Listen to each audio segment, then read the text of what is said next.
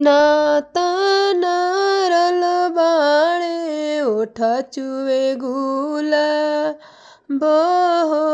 वतना सुरती तोरो बाट अतना सुरती तोहरो बाणे दूला कौन विधि रहेला कुंवार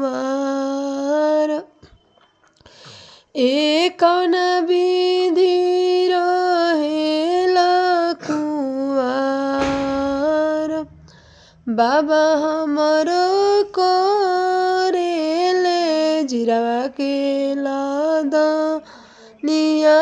हो भैया जो तेले खेत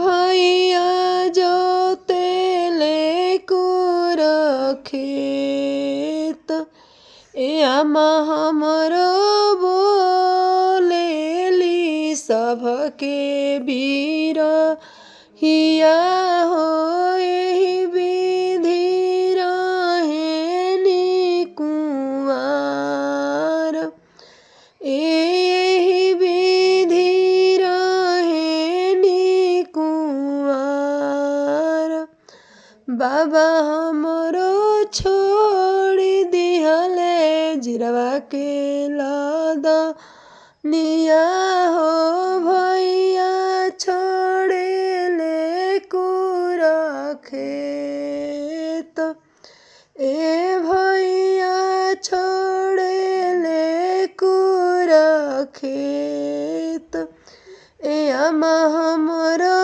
बोलेली मीठी मीठी बतिया हो अब हम बियाहन आयब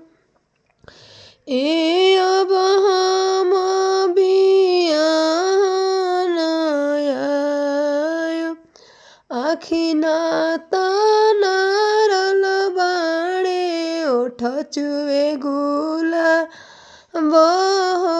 वतना सुंदर तू बाण अतना सुरती तोहर बाणे दूला कौन विधि रहेला कुंवार कौन विधि रहेला कुंवार।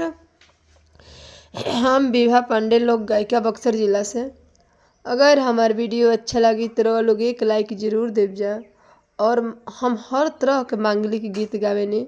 अगर हमार वीडियो अच्छा लगी तो लोग हमारा चैनल को सपोर्ट करी जा और हर तरह के मांगलिक सुने के तैयार कर रही जा। हर हर महादेव।